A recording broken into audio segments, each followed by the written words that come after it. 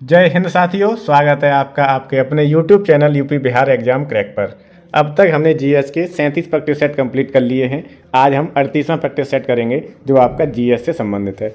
और in practice set की series में वो प्रश्न पूछे जा रहे हैं या जिनका अध्ययन मैं करवा रहा हूँ जो आपके प्रीवियस ईयर में पूछे गए हैं या आगामी परीक्षाओं में पूछे जाने की संभावना है। तो चलिए शुरू करते हैं। ये जो सीरीज चल रही है वो आपकी उत्तर प्रदेश एग्ज़ाम, बिहार में कोई भी एग्ज़ाम हो, चाहे यूपी चाहे पुलिस का, चाहे दरोगा का, या फिर यूपी SSC से होने वाली कोई भी परीक्षा हो, बीडीओ, बीपीओ, लेखपाल इत्यादि। तो चलिए शुरू करते हैं आज की क्लास का पहला प्रश्न। पहला प्रश्न है, मुख्य निर्वाचन आयुक्त को छोड़कर भारत निर्वाचन आयोग में कितने सदस्य होते हैं? तो मुख्य निर्वाचन आयुक्त को अगर छोड़ देंगे तो 2 सदस्य होते हैं और फर्स्ट का आंसर हो जाएगा सी। क्या हो जाएगा? सी हो जाएगा। अनुच्छेद 324 के तहत निर्वाचन आयोग बनाया गया था। अनुच्छेद 324 निर्वाचन आयोग किस अनुच्छेद में आता है? तो 324 में आता है। ठीक, एक इसमें क्या होता है, एक मुख्य निर्वाचन आयुक्त तो होता है। एक कौन होता है? मुख्य निर्वाचन आयुक्त। और 2 उसके क्या होते हैं? सदस्य होते हैं। क्या होते हैं? 2 सदस्य होते हैं। और जो मतदाता दिवस है आपका वो मनाया जाता है 25 जनवरी को। कब मनाया जाता है? 25 जनवरी को। दूसरा प्रश्न है, किस संवैधानिक संशोधन ने पिछड़े वर्गों के लिए राष्ट्रीय आयोग को संवैधानिक दर्जा दिया है? कौन सा संविधान संशोधन है? तो आपका ये हो जाएगा 102वां संशोधन, संवैधानिक संशोधन है। इसके तहत 102 के तहत पिछड़े वर्गों के लिए राष्ट्रीय आयोग का संवैधानिक दर्जा मिला हुआ है। ठीक, अगर पूछ लिया जाए कि जीएसटी सेवा है वो किससे, तो वो 101वां संविधान संशोधन से संबंधित है। और 102 से आपका पिछड़े वर्गों के लिए राष्ट्रीय आयोग का संवैधानिक दर्जा मिला है। और 103वां जो संविधान संशोधन है वो आपका आर्थिक रूप से कमजोर सामान्य वर्ग को 10% आरक्षण देता है। सामान्य वर्ग को 10% आरक्षण देता है। ठीक, कौन सा? 103वां संविधान संशोधन। तीसरा प्रश्न है, भारत के संविधान के किस अनुच्छेद में उच्च न्यायालय को याचिका रिट जारी करने का अधिकार दिया गया है? तो उच्च न्यायालय को दिया गया है 226 के तहत। अनुच्छेद 226 के तहत उच्च न्यायालय क्या करेगा? रिट जारी करने की शक्ति है। किसे? उच्च न्यायालय को। चौथा प्रश्न है, रेडियो धर्मिता की इकाई पूछ रहा है। एसआई इकाई क्या होगी? तो इसकी होती है बैकोरल। आंसर हो जाएगा ए। क्या हो जाएगा? ए। पांचवा प्रश्न है, ग्रहों की गति के नियम की खोज किसने की थी? तो वो की थी केपलर ने। 5 का आंसर हो जाएगा डी। छठवां प्रश्न है, निम्न में से किस धातु को चाकू द्वारा आसानी से काटा नहीं जा सकता? किसे नहीं काटा जा सकता है? तो एल्यूमिनियम को नहीं काट सकते हैं। ठीक, तो उत्तर हो जाएगा क्योंकि ये कठोर धातु होती है, जबकि सोडियम, पोटेशियम और लिथियम मुलायम धातु होती हैं, इन्हें काट सकते हैं। तो 6 का आंसर हो जाएगा ए। सातवां प्रश्न है, कार्बोहाइड्रेट, प्रोटीन और वसा का पूर्ण पाचन कहाँ होता है? तो इनका पाचन होता है छोटी आंत में। आंसर हो जाएगा ए। आठवां प्रश्न है, मानव नेत्र के रेटिना पर बना प्रतिबिंब होता है। कैसा होता है? वास्तविक और उल्टा। कैसा होता है? वास्तविक और उल्टा होता है। 8 का आंसर हो जाएगा ए। अगर पूछ लिया जाए जैसे कोई व्यक्ति अगर अपनी आंख को डोनेट करता है तो उसमें कौन सा क्या डोनेट करता है? तो करता है कार्निया को। किसे डोनेट करता है? कार्निया को। ये भी पूछा गया है। 9वां प्रश्न है, पहली बार भारत के बाहर से आने वाले और भारत में बसने वाले कौन थे? तो वो थे आर्य। 9 का उत्तर हो जाएगा बी। 10वां प्रश्न है, वास्को डी गामा था कहाँ का? तो वास्को डी गामा एक पुर्तगाली यात्री था। और 10 का आंसर हो जाएगा बी।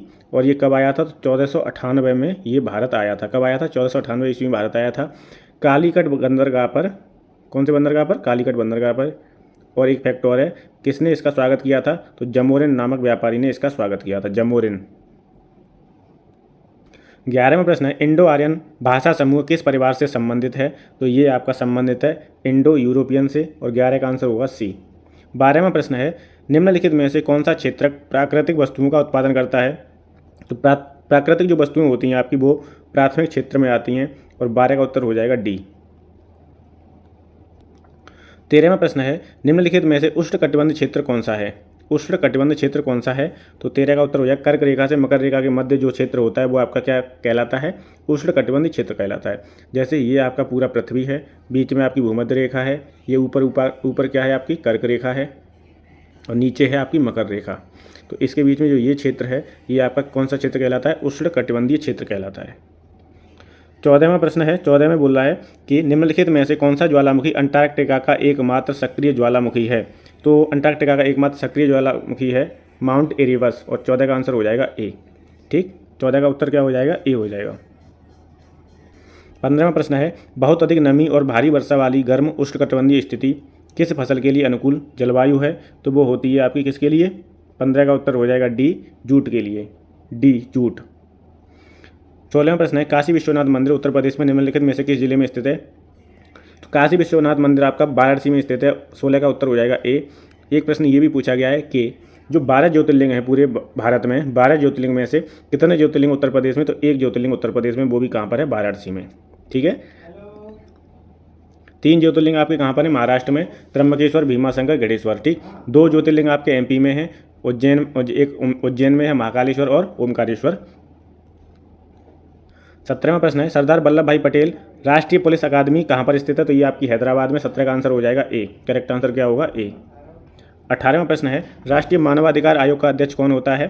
तो राष्ट्रीय मानवाधिकार आयोग का जो अध्यक्ष होता है वो कौन होता है? वो होता है उच्चतम न्यायालय का पूर्व मुख्य न्यायाधीश। पूर्व मुख्य न्यायाधीश होता है उच्चतम न्यायालय का। 18 का आंसर हो जाएगा ए। राष्ट्रीय मानवाधिकार आयोग की स्थापना कब हुई थी? तो 1993 में। कब हुई थी? 1993 के अंतर्गत हुई थी। अधिनियम 1993 के अंतर्गत हुई थी। 19वां प्रश्न है फेसबुक का मुख्यालय निम्नलिखित में से किस स्थान पर है? तो ये है आपका कैलिफोर्निया, संयुक्त राज्य अमेरिका में। कहाँ पर है? कैलिफोर्निया, यूएसए में। 19 का आंसर हो जाएगा सी। अगला प्रश्न है एक कंप्यूटर में फाइल, फोल्डर आदि के चित्रात्मक निरूपण को क्या कहते हैं? तो इसे बोलते हैं आइकन। क्या बोलते हैं? आइकन बोलते हैं।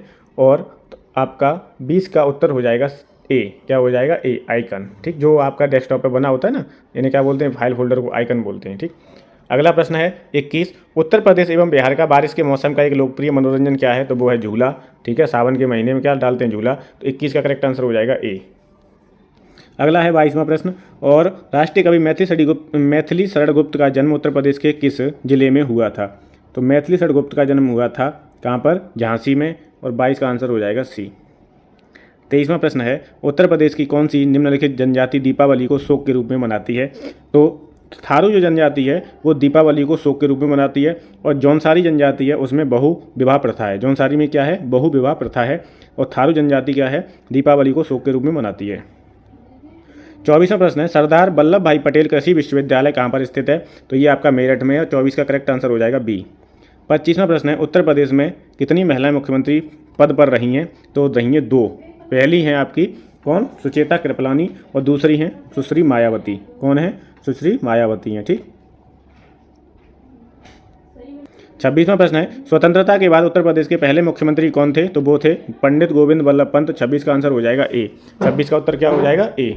27वां प्रश्न है उत्तर प्रदेश में किसान मित्र योजना कब आरंभ हुई थी? तो ये हुई थी आपकी 18 जून 2001 को। कब हुई थी? 18 जून 2001 को। आंसर हो जाएगा डी। क्या हो जाएगा? डी। 28वां प्रश्न है उत्तर प्रदेश के वर्तमान मुख्यमंत्री योगी आदित्यनाथ किस संप्रदाय से संबंधित हैं? तो ये आपके नाथ संप्रदाय से हैं। उत्तर हो जाएगा बी। क्या हो जाएगा? बी। 29वां प्रश्न है 1980 के दशक की शुरुआत में बिहार में जंगल बचाओ आंदोलन शुरू हुआ और बाद में झारखंड और उड़ीसा जैसे राज्यों में फैल गया। जब बिहार सरकार ने प्राकृतिक साल वन के स्थान पर किसे उपजाने का फैसला लिया तब सिंहभूमि जिले के आदिवासियों ने सरकार के इस फैसले का विरोध करते हुए आंदोलन शुरू कर दिया था।